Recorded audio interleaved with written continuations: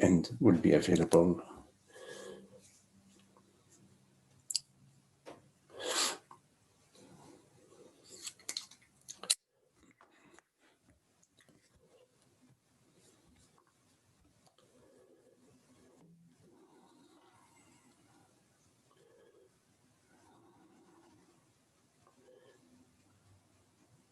So if we can, during this period that we're spending together, sort of invite ourselves to listening and exploring without bringing in our belief systems.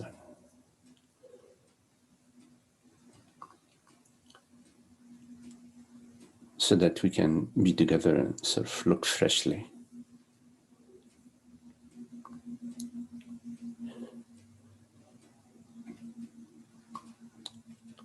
So for now, simply be.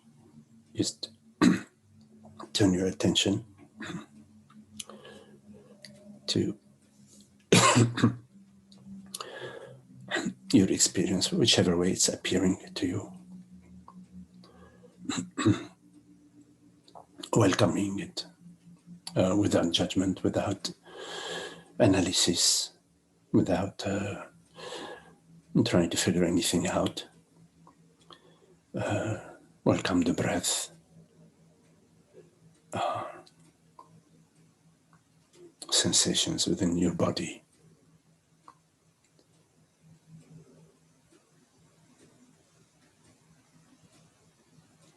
Whatever thoughts appear to you, also be welcoming. Welcoming meaning not to poke whatever's appearing to you with, not to touch it, not to try to fix it or improve it, or not to be seeking. No need to seek anything right now. Just simply be.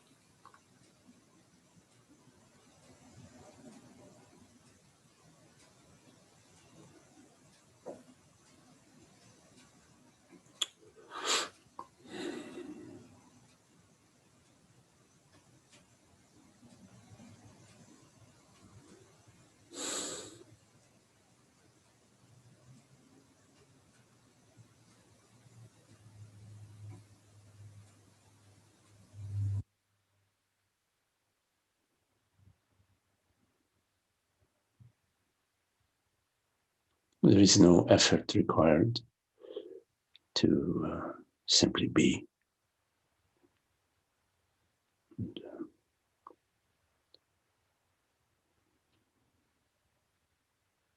there is no method needed.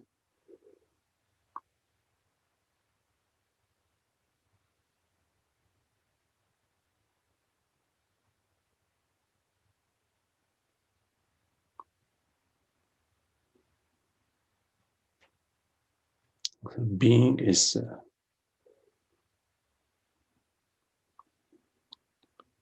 already there. It is that which we refer to as I am.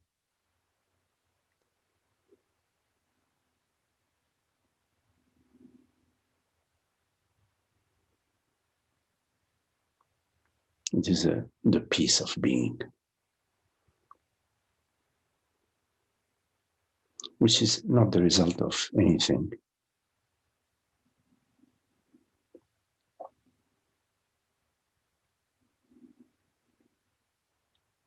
It's not the result of any activity or anything that you've accomplished. We all share the same presence, the same being, which is peace, which is inner equanimity, the tranquility of being.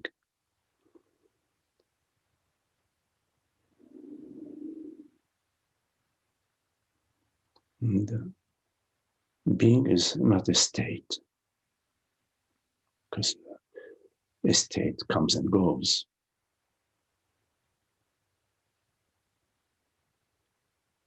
But being, beingness, presence, neither comes nor goes.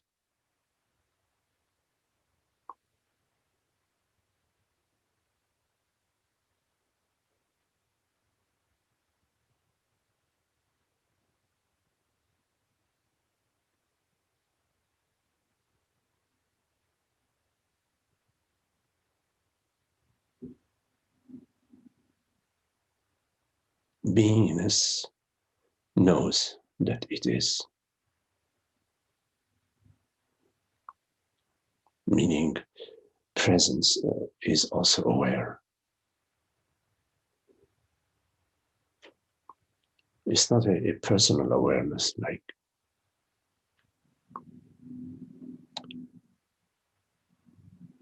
something special about me. It's not like that. Across the board, beingness is aware, beingness awareness. So I am and I know I am.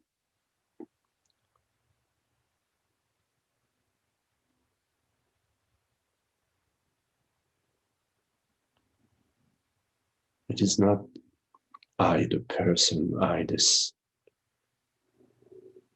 male or female form that knows that I am.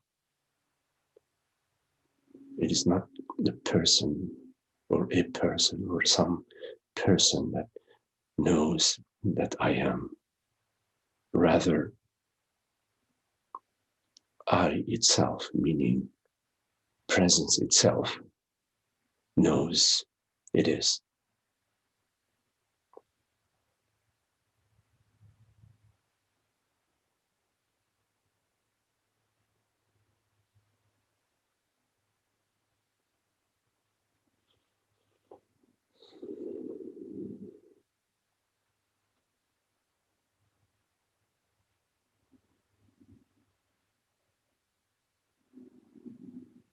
And this knowingness that I am and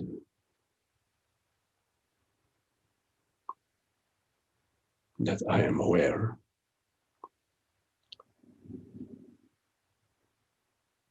is veiled by the belief that I am a particular body mind, that I am a person, that I am a man, a woman, that I am born and bound to die.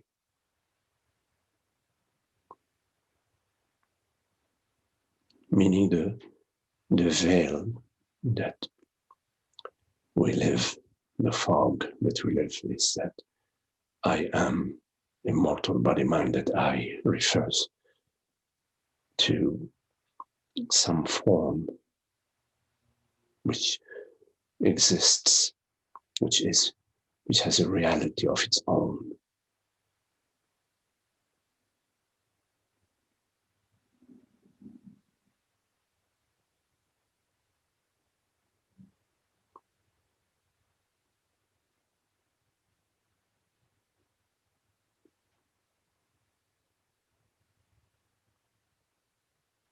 We feel that we are the mortal body mind, and we live under that spell.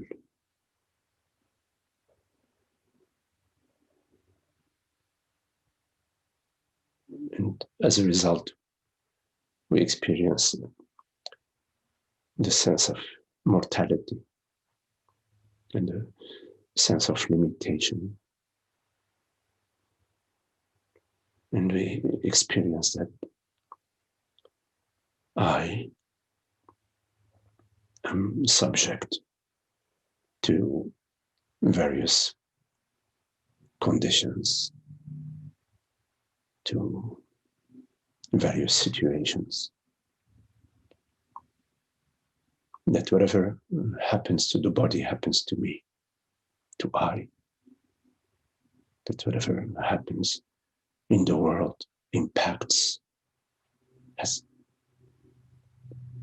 an impact on I.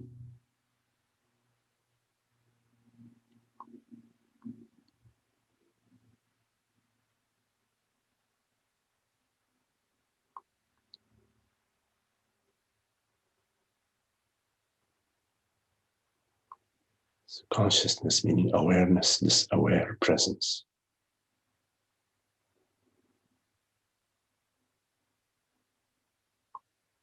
Via this belief that we live has become diminished, has become reduced to a bundle of feelings and emotions, thoughts, and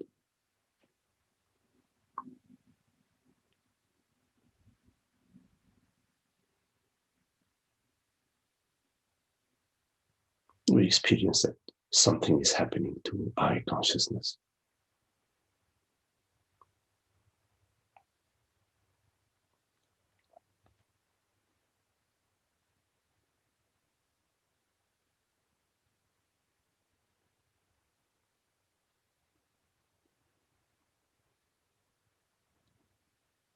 And we live in the bubble of thoughts, memories.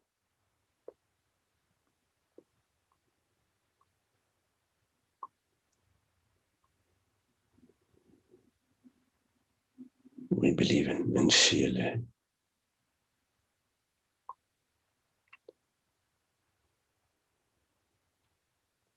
the reality to past and future.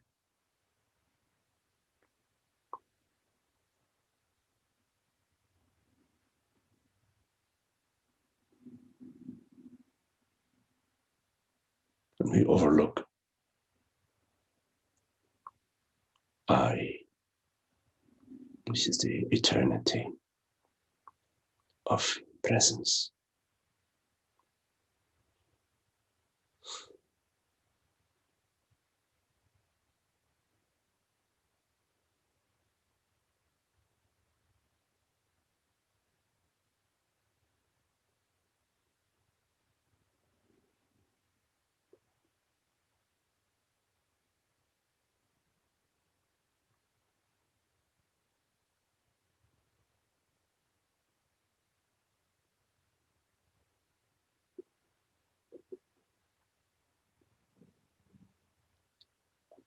Notice the peace and stillness of presence,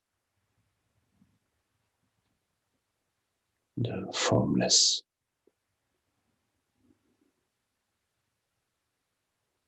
reality of presence.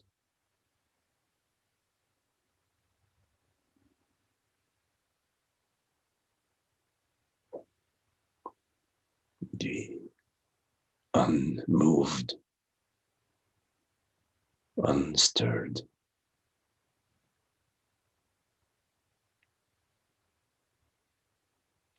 quality of presence.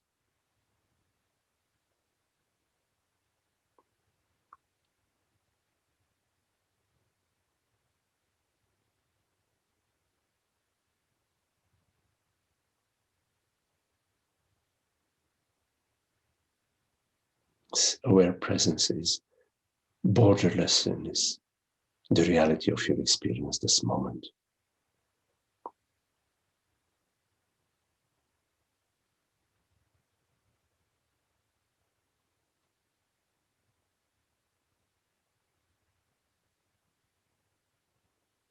There is no beginning or ending to this aware presence.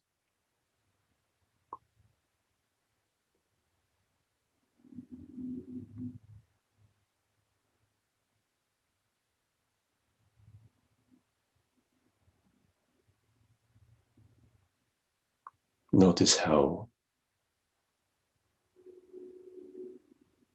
Awareness is real. It is the reality which perceives right now this perception.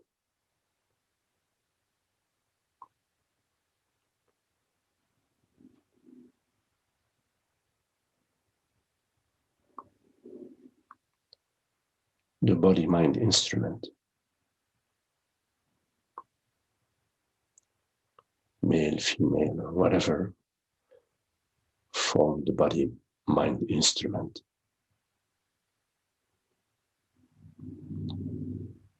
it is not that which perceives. It is I, this formless, borderless aware presence that perceives.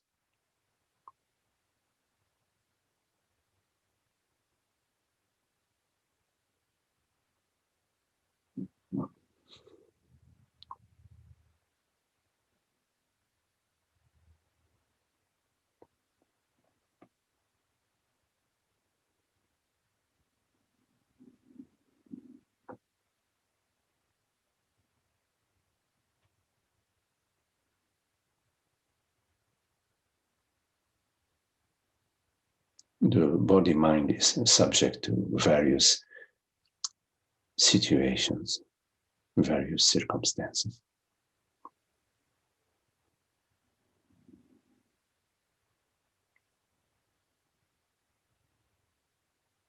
I, this aware presence, remains untouched, unmoved. I remain as I am.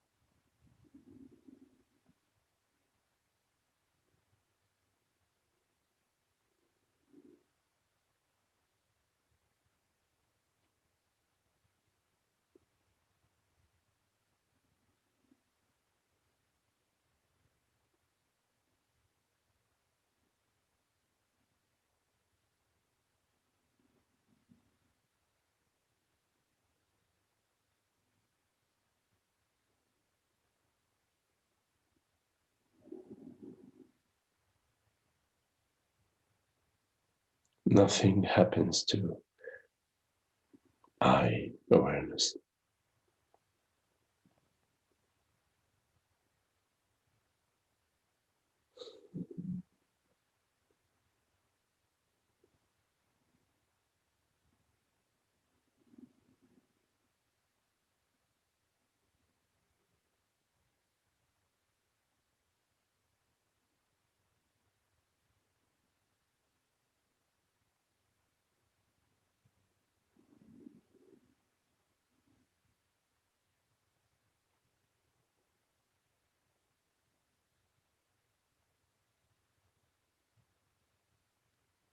The peace that we seek, the freedom that we seek, is not inside the bubble, is not inside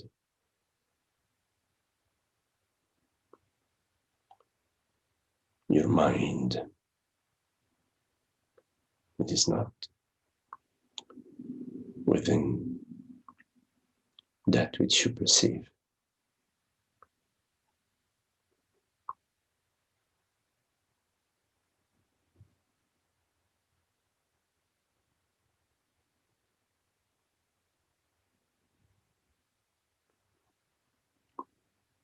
it is hidden in plain sight as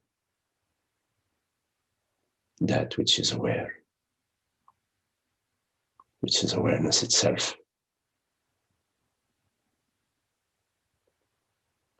Effortlessly aware of hearing these words, and effortlessly aware that it is aware. It is aware that it is,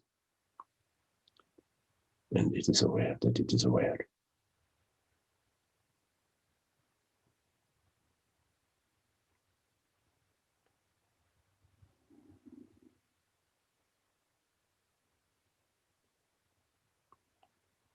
There is no separation within awareness.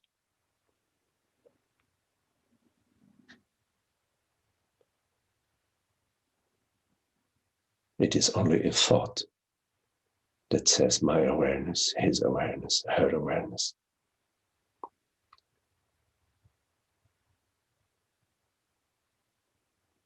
But the thought which you perceive knows nothing of awareness.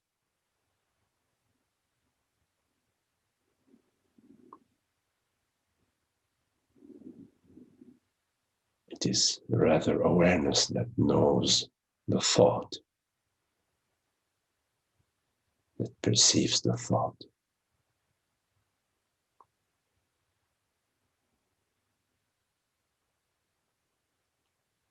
Knowing very well that that which is perceived knows nothing of that which perceives.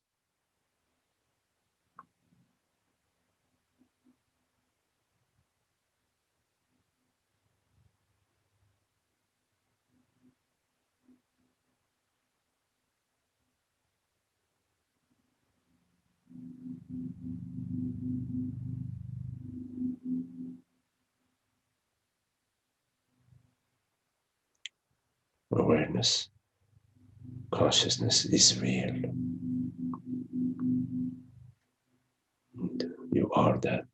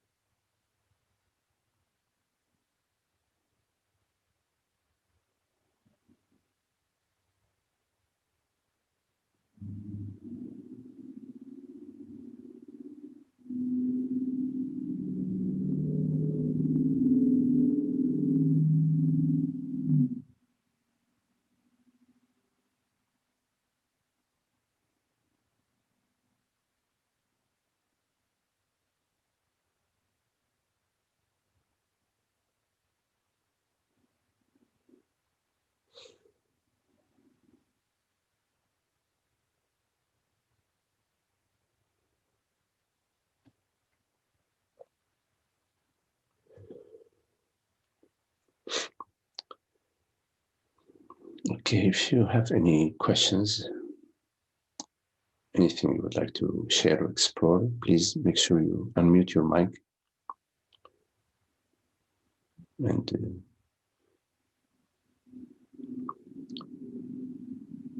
If you feel like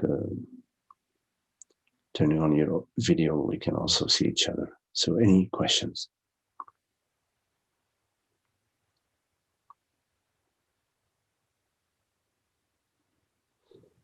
Hi, Magdi. Amna, hello. Hello, Amna. So awareness is that which perceives. What is it like? Who's speaking right now?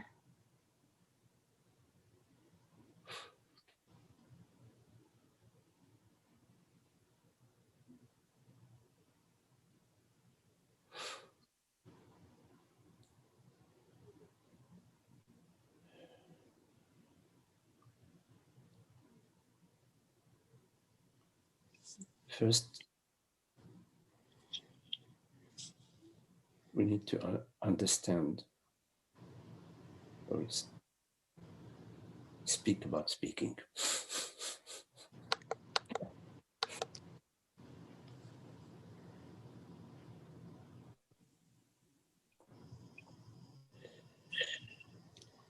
So there is the model that basically says that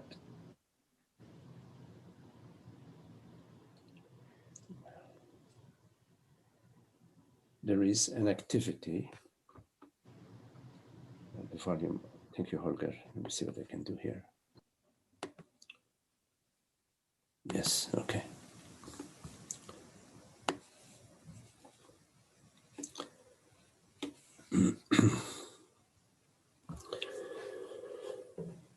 There is a doer, that there is a doer. It's a model, there is an activity, and there is somebody doing something.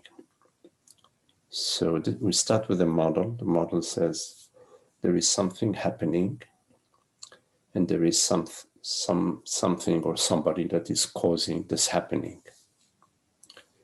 And that which is happening is speaking. We call it speaking. It's what's happening is speaking, and there is somebody or something that is causing this speaking. So the model is a model of there is a subject and an object. The object, let's say, is the activity of speaking, and the subject is the speaker.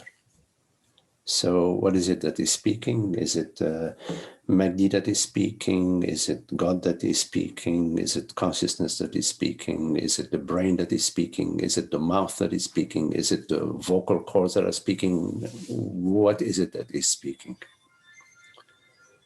So that's a model, okay? So you have to understand that's a model. We're starting with the assumption, somehow we all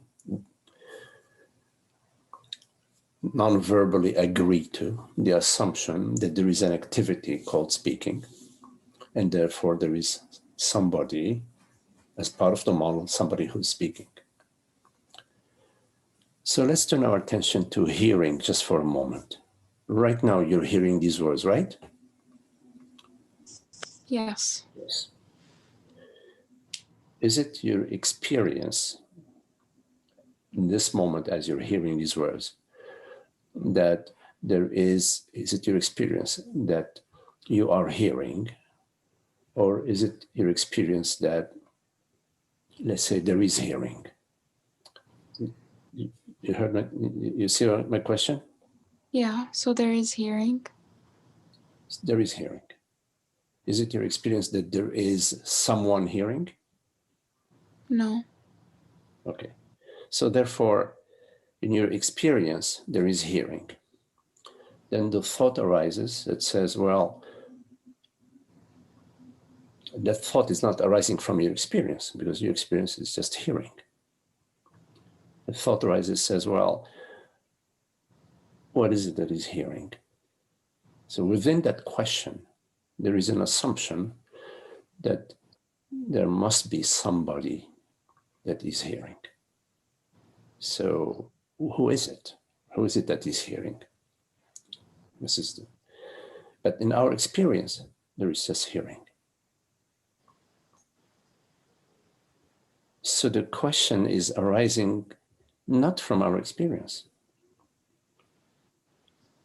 right? The question, who's hearing? Yes, because we just looked at our experience right now, and we both agreed, well, I agree with you, that there is just hearing. In my experience, there's hearing. I don't have any experience that there is somebody hearing. There's just hearing. So how do I go from my experience, which is just there is hearing, to the question, how is it that is hearing?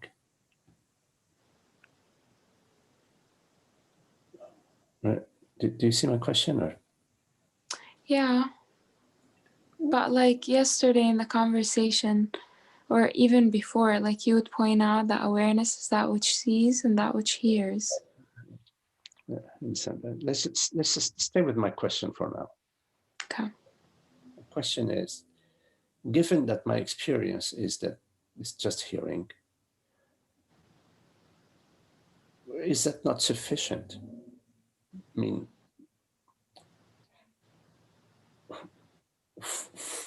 on what basis am I going to now go beyond my experience, to go, let's say, behind my experience and explore the possibility there is somebody hearing? What is it that's hearing?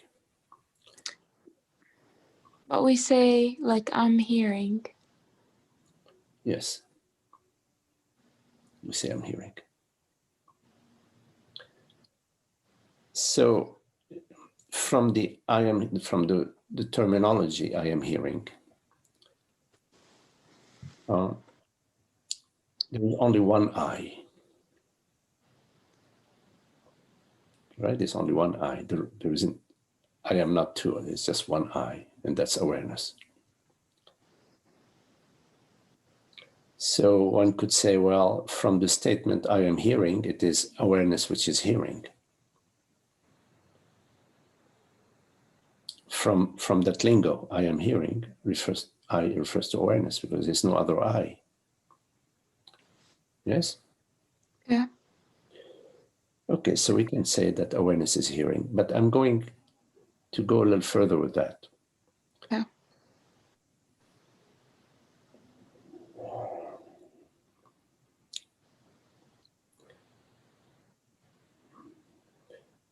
In our experience, before we dissect our experience in the senses, the sense of hearing, seeing, touching, tasting, whatever. Okay. Imagine that we haven't yet adopted the model that there are different senses, okay, which is a mental model. If we go to our experience without the model that dissects our experience into hearing, seeing, sensing, tasting, touching, our experience is not divided. Yeah.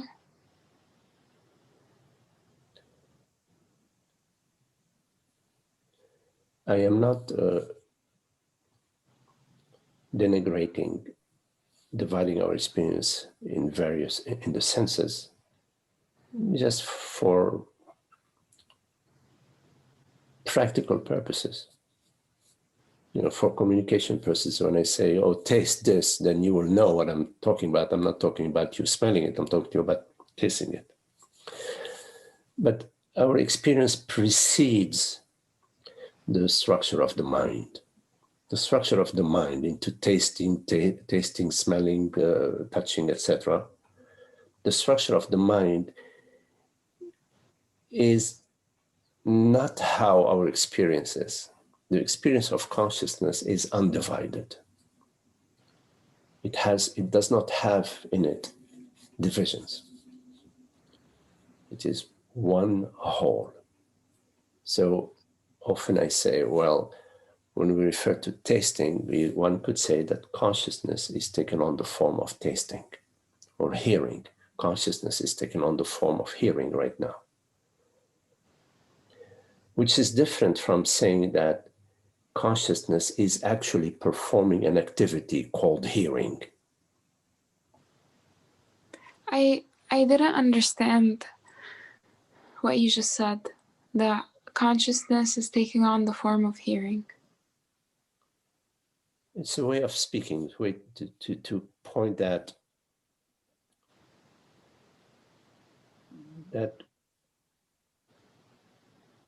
when you are hearing, there isn't a separation between I and the hearing.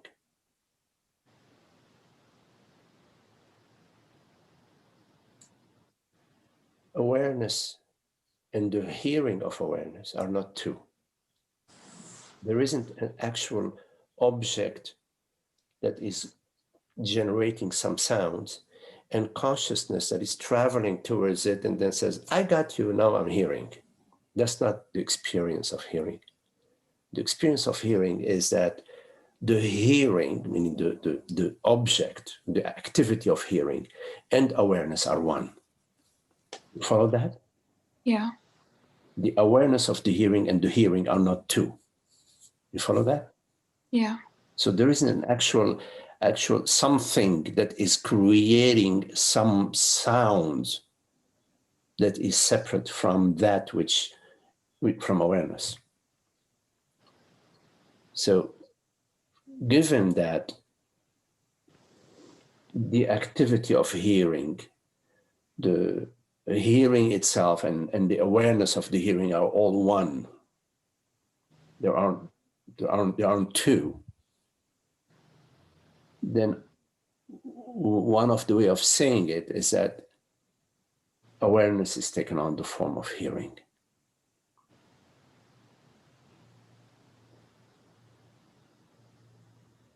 The reason why we say awareness is taken on the form of hearing is because we know in our experience that awareness is real.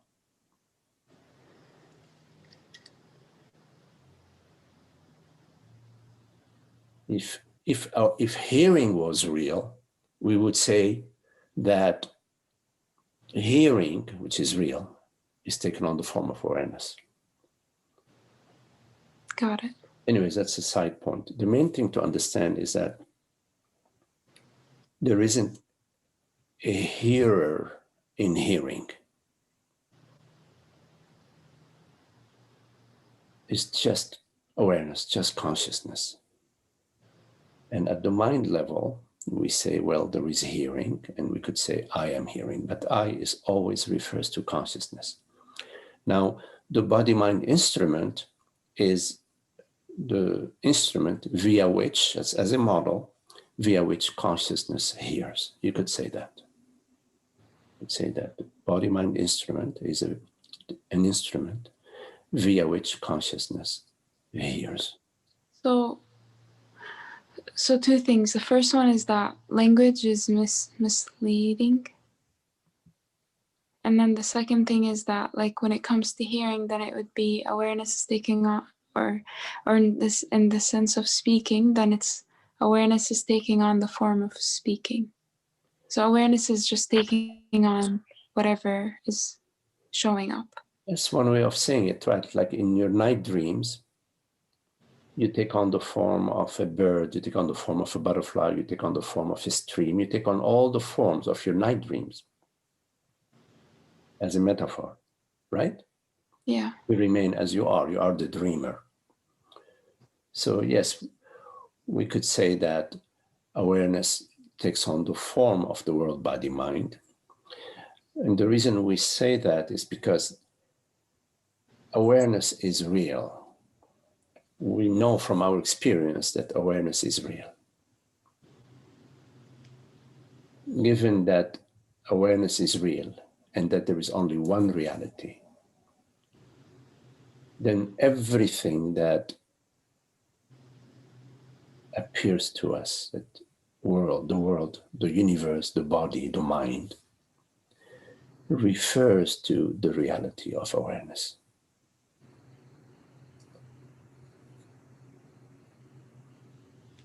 In other words, the reality of the waves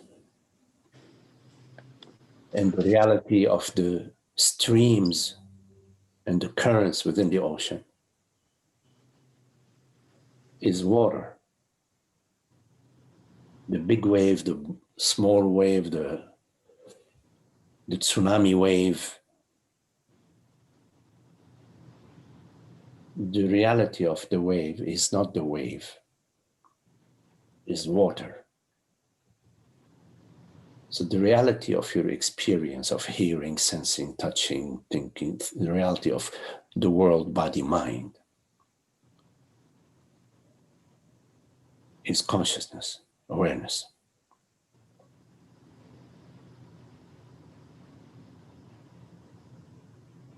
The Sufis say, wherever my eyes fall is the body of God.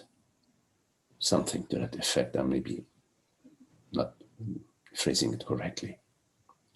Whatever I see, wherever my eyes fall is the body of God. Whatever you experience is awareness. Just like whatever you experience in your night dream gets its reality from like the dreamer. Absolutely, absolutely. The reality of the dragon in your night dream, the reality of the unicorn in your night dream, the reality of the pink flying elephant in your night dream, the reality of all the characters that appear in your night dream, the reality of their thoughts, the reality of the experience of the characters in your night dream is you, the dreamer. Right? Yeah. That's our experience in the night dream.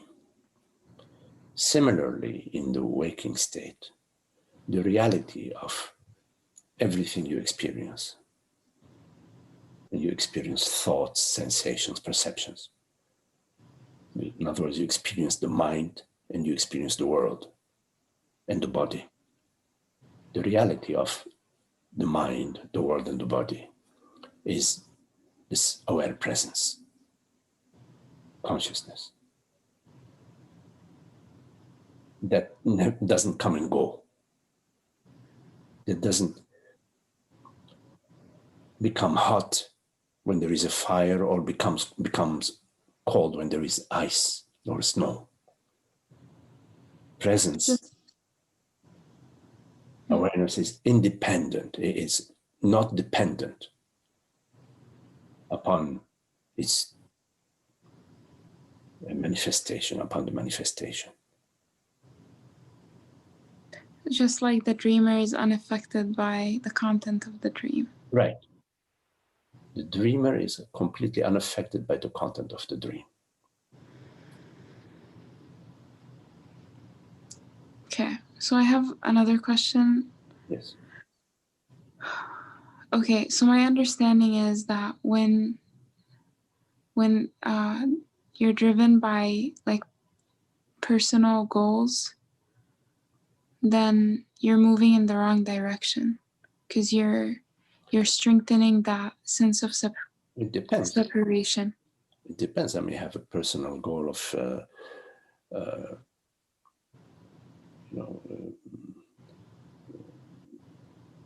getting the body healthier, for example, or I have a personal goal of moving away from the city, going to live more in the country, So, it depends. There are personal goals, personal plans that don't have to do with unhappiness. They're not about happiness. You're not seeking happiness in your personal goal. You're seeking to better manage your life, your body. But whenever your personal goal is coming from the sense of the personal self, the sense that this has to happen in order for me to be happier, for me to be happy. When you're starting, it depends where you are starting from. If you're starting from a celebratory thought. I would like to learn how to play the piano. That's a personal goal. But it's arising to you from a happy, celebratory, joyful way in place. It may require a lot of effort to learn to play the piano. But the source where you're coming from is a celebratory source. But when you, for example, you have the thought that I need to move to a bigger home because I am not being loved enough, I'm not being admired enough because my home isn't prestigious enough. But if I get into I move to Beverly Hills, I'm going to become more popular, more loved, and that personal goal is arising from the sense of separation, from the sense of lack, from some sort of emotion, fear or envy, or you follow? Yeah. So yes, the life is, we live life and we do things in life we enjoy to do. There is nothing wrong with that. It's how we celebrate life. We also may have a personal goal of improving our understanding of non-duality. We somehow feel that, yes, there's something there that I don't fully comprehend. So I'm going to go to retreat, I'm going to attend satsang, whatever. So that's coming from an interest in truth, you say. So it's about like looking at the root of it, like when it comes from, like what you said, celebration versus like enhancement of the image or proving something. If you are unhappy and you decide to, you're feeling a sense of lack or a sense of incompleteness, and you're not contemplating what's going on. Instead, you say, well, okay, maybe I'll eat some ice cream, or I'll buy another car, or I'll have another relationship. In these sort of activities, goals that you engage in, that are attempting to veil or to cover up or to sweep under the rug your initial unhappiness, they maintain the unhappiness, you see. So the way to proceed is, are you experiencing some sort of discomfort, and your interest is in just getting rid of the discomfort, as opposed to comprehend, to understand the discomfort? So it's like in the image of like putting a Band-Aid on it versus knowing the root cause. Like when it's a little bit worse than that, but yes, you could say that, but it's a little bit worse than putting a Band-Aid. A little bit worse. So like taking Tylenol? You aggravate, so you're aggravating the situation. When you engage in an activity out of the sense of incompleteness, out of the sense of lack, the sense of lack is augmented, not just maintained, it's augmented, gets more complicated. When you put a Band-Aid, it doesn't complicate. That's why I say it's worse than that. Anyways, yeah. Augmenting means making it worse? Yes. Okay. Because the activities that you engage in out of an emotion, out of fear, out of the sense of lack, they are going to create a new set of situations that will also have complications in them, that will create, it's like a cancer, it augments. like a domino. Yes. Yes. Okay. So whenever you are aware of that, like the first thing is you don't proceed in that direction. And the second thing is that you, I guess, inquire. First of all,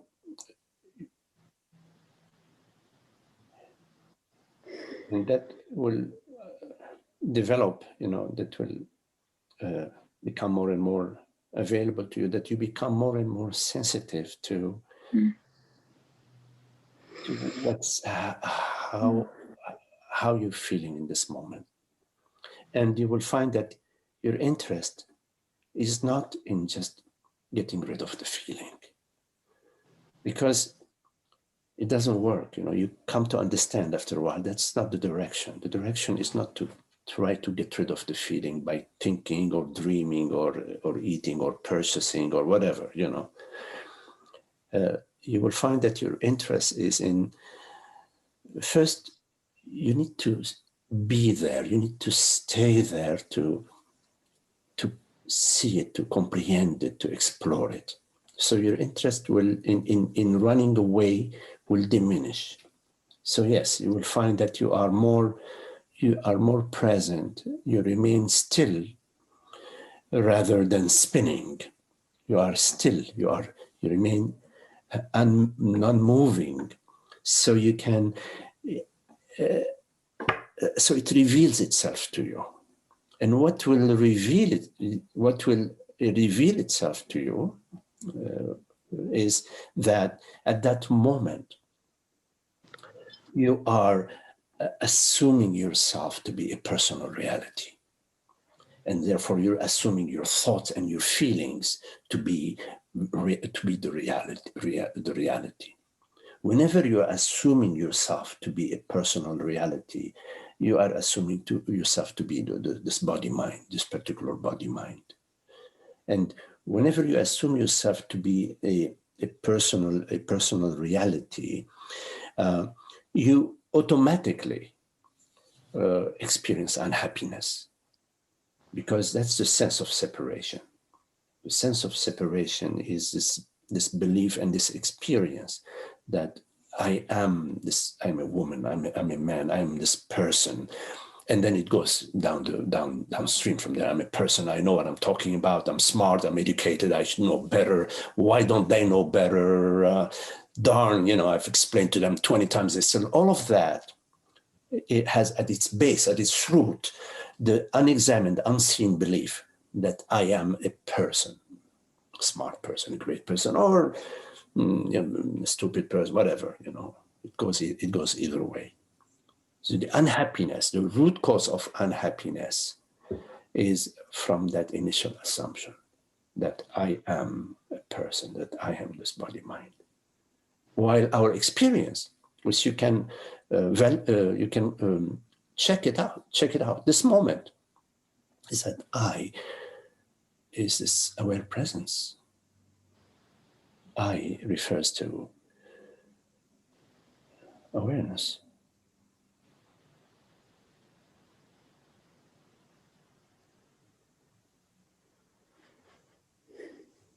Thank you.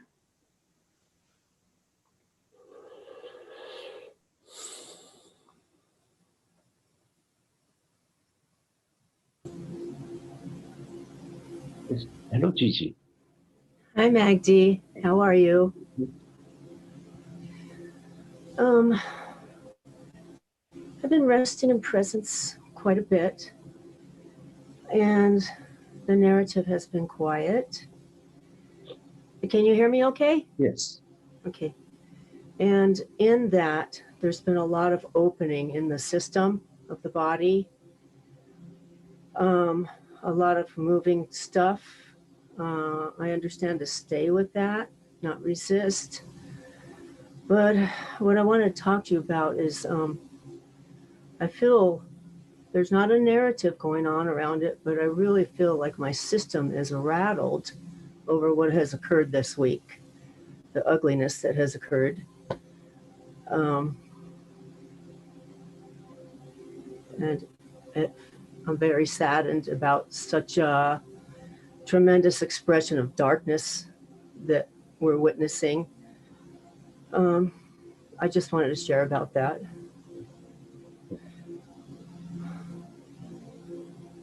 So, yes, Gigi, we all And are. how is that God consciousness? That's hard to Yes. this whole thing. Yes. Yes. The thing is, because of the permeability of our nature in the world, our body is interacting with the air, with the atmosphere, with the ocean, with the gravity. We are not separate. In any way, there's no separation. The entire realm of existence is one whole system. So yes, we are affected. We're affected locally by the events that happened in the United States and in Washington, and we're affected also globally. It's like a tsunami happening somewhere, or a volcanic eruption happening. So Can I just interject one Yes. thing? Especially last night, I was really just tapping into it. And I felt on some level, I was feeling collective consciousness that a lot of people are experiencing this sense of jar being rattled inside. Yes, it's this like a wave. A wave, it may appear that it's here, but it is actually spreading itself in one way or the other throughout the entire ocean. This wave is not, it's not separate from it's affecting, and it's part of the entire realm. Yes, but the thing to comprehend and to sort of look into is that this doesn't affect consciousness or awareness at all in any way. In that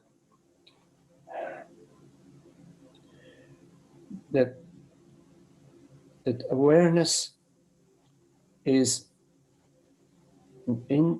independent of the world body mind, in the meaning that it is not affected, it does not depend. There is, like, if the world body mind becomes red, consciousness or awareness doesn't become red, or doesn't become pink, or doesn't move towards redness.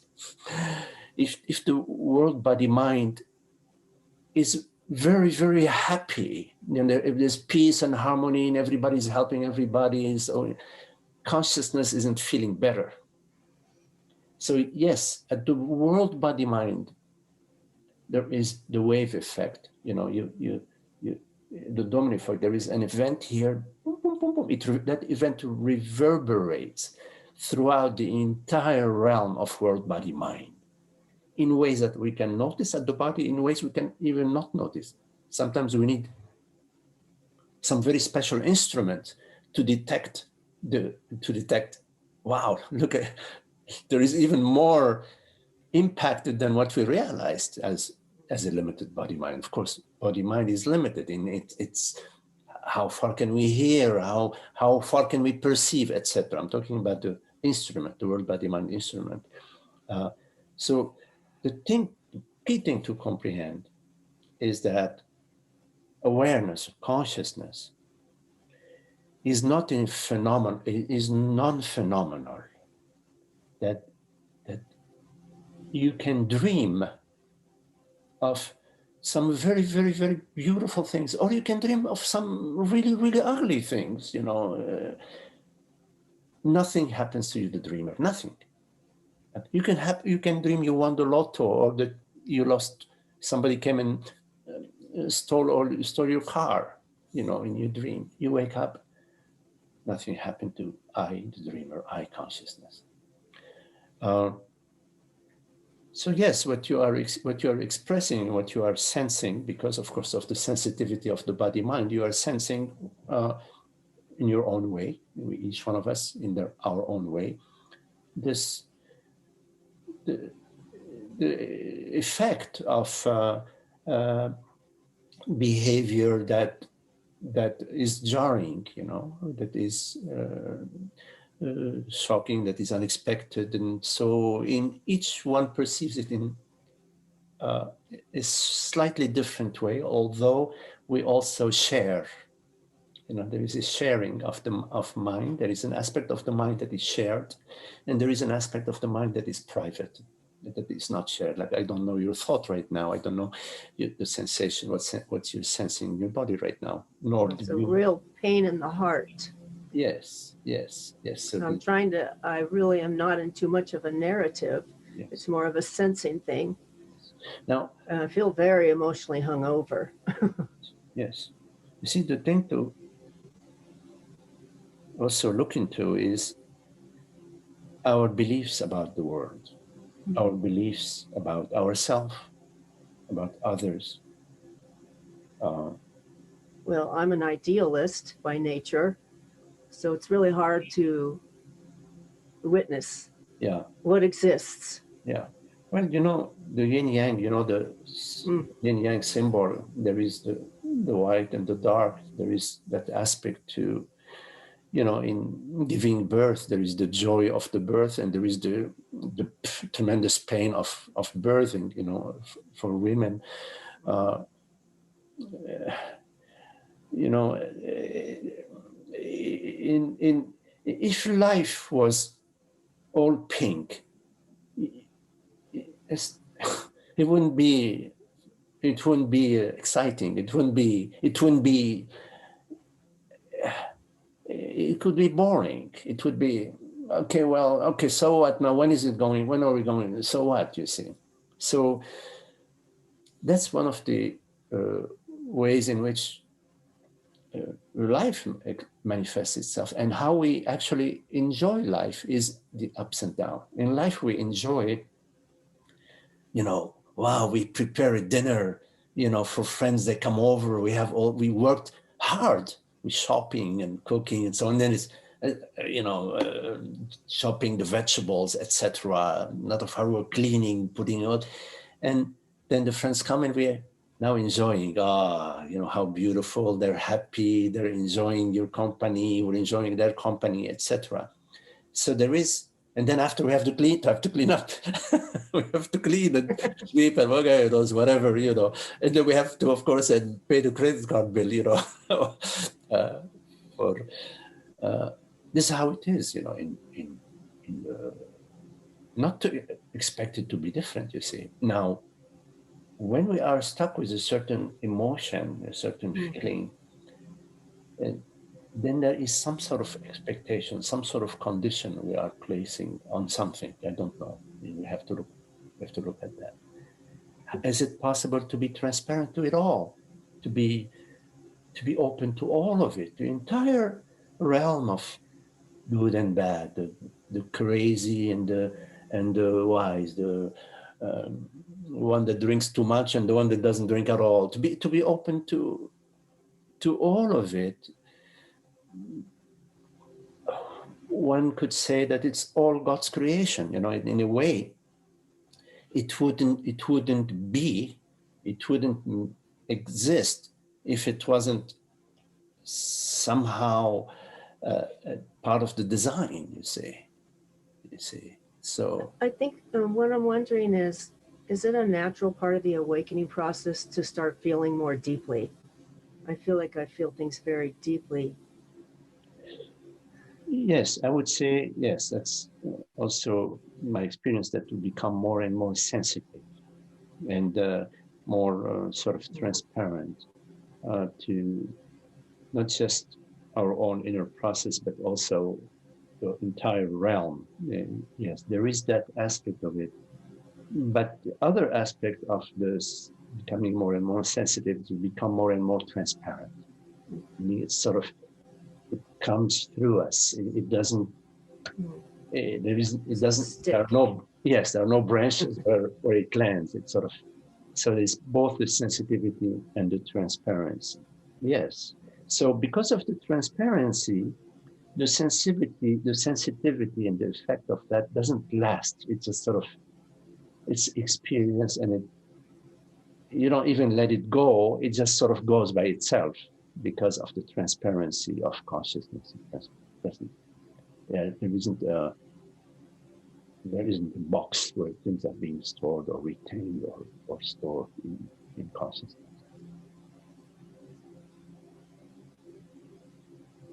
Is there such a thing as opening up too much too soon?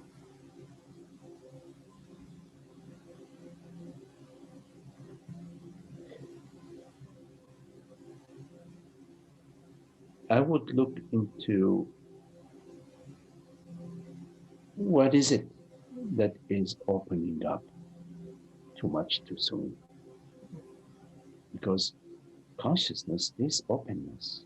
There is the one reality. So nothing, there are no gates, no passageway in consciousness. So consciousness is openness, and there is no such thing as too much or too soon. So sorry about that, but the volume here, I'm having a volume issue. Okay, so I would not worry so much about that. Rather, there isn't a personal self that's opening up. That's the key thing. It's not like this person, this body mind is going to open up and I'm opening up too soon. It's not Gigi or Magdi who's opening up too soon. It's because there isn't a personal self, in that the personal self, the me, is just a bundle of images, thoughts, sensations, feelings. But the I is presence, and presence is neither female nor male. We can to call presence Magdi or to call it Gloriana or to call it Gigi makes no sense because it's non-phenomenal. Yes, the body is called Gigi, the body is called Magdi. Yes, no problem with that, of course. But I is not the body. I refers to consciousness. And consciousness is already openness. There are no borders to consciousness. So be watchful that, when we say opening up too soon, is the impression or the assumption that it is I, Magdi, or I, Gigi, that is opening up too soon, or opening up too quickly, or opening up too much. That's our true nature is openness. Presence is open. It's effortless.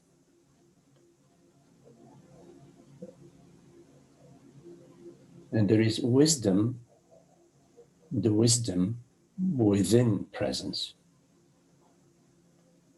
which is the wisdom of peace, of love, of beauty, of happiness, of the absolute qualities that we all agree on. We all say yes.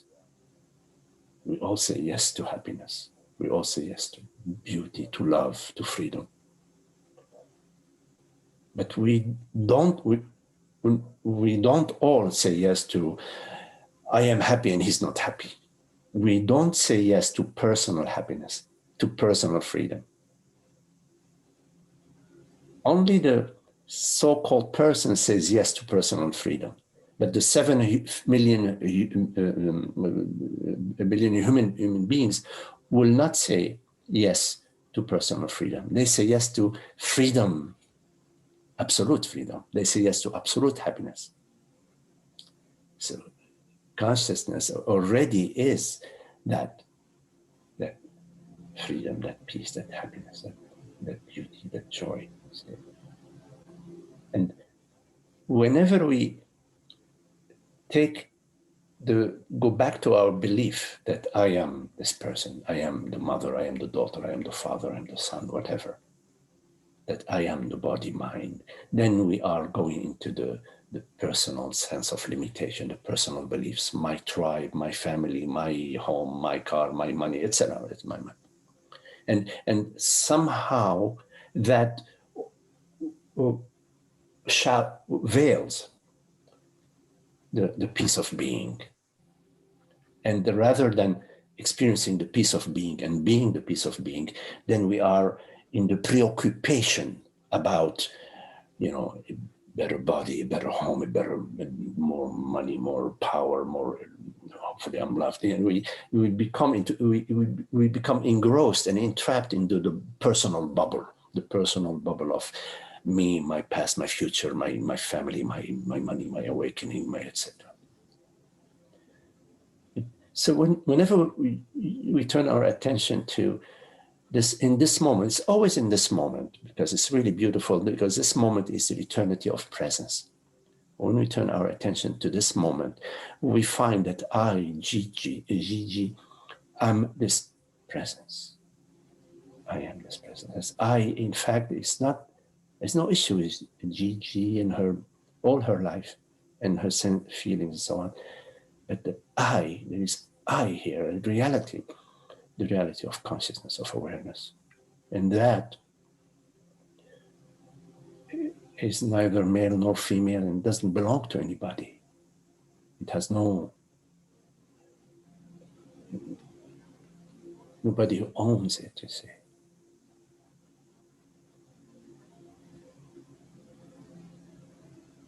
Thank you.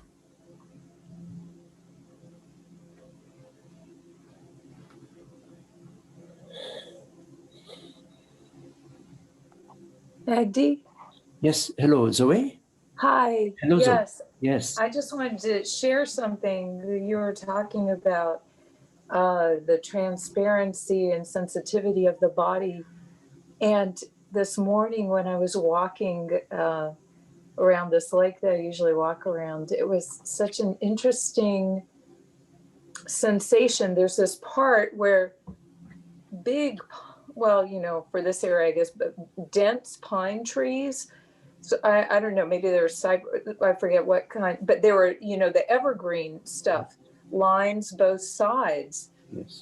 And it was like, just like the sensation completely changed. Like, you know, I was like walking through them or something, you know, not like feeling what a pine tree would normally feel like, but it was definitely like I think what you just referred to, the transparency of our real body. And yeah, when you said that, I was like, wow, because it was just that stretch of that thing, and then it was, you know, clearer or whatever. It's just the sensation changed. Is that yes what you're referring to? Well, what you're describing is very interesting in that you know, somehow our perception, our experience, including our perception, because of the belief that I am a local self, you know, I'm located here in the body. Our entire perceptual field, among other experiences, has been sort of squeezed into this model, you know, that you know, here I am and here that is, and so we're sort of in that model. And what you're describing is somehow this model sort of wasn't there for, you know, as you were walking, you know, among by the lake and the cypress trees, that you experienced a perception that is not within that model. Because yes, consciousness is not local. You see, it's not local. There is this thought, the belief that I am the body, or I'm situated somehow behind the eyes or inside the brain or whatever. That model has become so calcified in our feeling that it has affected our experience. Our entire experience is subject-object. Is something there and I am here, and it's like, you know, I'm moving and he's still there. But as the reality of our experience is awareness, is consciousness, which is not a local, it's not to the right, to the left. It's non-phenomenal, you know. So it is, and it is a reality of everything. In other words, the oak tree, the cypress tree, the lake, the sensations of within your body, the sensation that appear to you, the feet, the crunching of the snow, all of that is just this oneness, this one totality, one mystery, let's say, you know, it's all one. And so there isn't anything that is specific in that. It's all non-specific. It's all unmanifest, formless. And so in terms of the transparency of consciousness, that consciousness is not made out of atoms and molecules, or is not made out of the elements. It's not made out of stone or water, or it doesn't have any of that. So everything that we experience as consciousness is just this appearing and disappearing, but even that is saying too much, in that the experience of awareness of consciousness is peace. In peace, in a way, one way of looking at it, Zoe, is that peace is a way of saying yes to everything. You know, it's a yes to everything. So it's not like, oh, wait, let me see, do I say yes to this and no to that? No, it's you're not even thinking about it. So imagine that everything is yes in your experience, but you're not even thinking about whether you need to say. Yeah. Okay. Okay. It's a form of yesness. You know, sometimes I say, okay, it's God's expression. It's God expressing itself through you, as the world, as the mind, as everything. And of course, God is a capital yes. You know, as a you know, of course, it's a religious lingo, but so the key thing about in your contemplation, Zoe, is that I is not a focal Zoe. The Zoe. Okay, so even that was like a phenomenal type experience. Well, yeah, but there is something in that experience that is out of the traditional, out of the box. Out of the box, yes. And the box, you know, the box is that I am this body mind, that I am Magdi, that I am me, and I am this history, this person that is existing in time and in space, and there is tomorrow and after tomorrow, and hopefully tomorrow is going to be this and that, and that was like this, and now I'm like that, and tomorrow I will be better. So that is the box, and that is the box. But you are this transparency, this borderless presence. You are this transparent presence. You are the formless self, you see. And so whenever you are interested to inquire into, then look into that I refers to consciousness, and that consciousness is the reality of your experience, is that which is really your experience, rather than Zoe, because there can only be one reality. Either it is Zoe.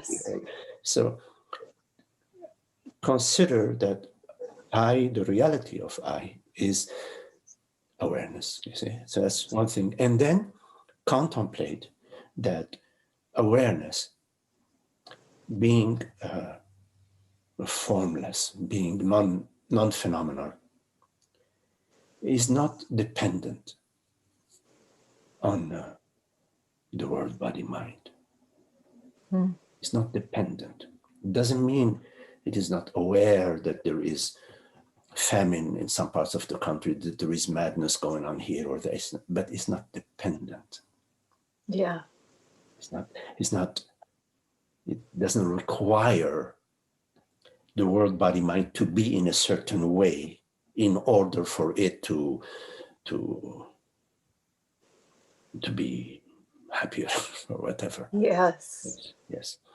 Yeah. So then you are not alienated from the world. It's not like, oh, well, the world is not real. No, you know, you're perceiving, sensing, like Gigi was saying, sensing the what's happening, you know, but it's not affecting your happiness, the peace of being. And you are active. You may decide, you know, gee, I mean, I'm going to get some people together and raise some money to help fix these people's home, whatever, you know. It's, you know, these thoughts may arise to you and you may be engaged or not. We don't know, you know, not. It's, you don't know ahead of time how you are going to, which direction will arise to you to act, you know, to do things or not, you see. We don't know. But the main thing is that the peace of being, which is consciousness, awareness, is not dependent on the world, body, mind, you see. Yeah. What a shift. Looking. Yeah. Yeah. Because, you know, if the happiness depends on anything, then it's prisoner of that thing, you see. Yes. And then we have to be worried, you know, if it was true, really true, that happiness depended on the body, for example, or the world or whatever, then we should really work extremely hard to make the body or the world the perfect one. And good luck with that. God, it would be. Thank goodness it's not like that. Thank goodness. only you know, 300 billion more lives. Yes, right. To do that one. Right. Exactly. Yes, I know. Oh, thank you. I think George wanted to say something. Okay. I think I jumped in before him. Thanks. Okay, Zoe. Okay. No, you're mistaken, Zoe. I Oh. usually have something to say, but I don't have anything to say. Thank you. Okay, George.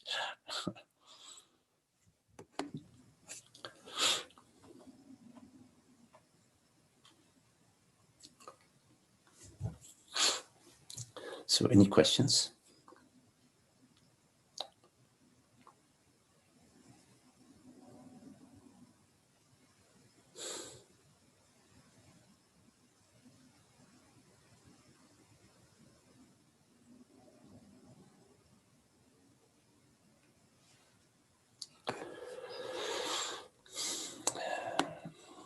Okay, well, thank you all. And Trish and Gigi. Hello, Jenny. And George. Phyllis. Hello, Phyllis. Holger. Zoe. Hey, Zoe. Tom. Hello, Tom. Gloriana. Hola, Gloriana. Hola, Magdi. John. Hello, Rashmi. Shiva. Salut, Shiva. Amna. Hey, Amna. Hey, John. Hello, Malcolm. And Esther. Thank you all. Thank you all. Thank you, Magdi. Thank you, Magdi. Thank you, Magdi. It's lovely to be with you.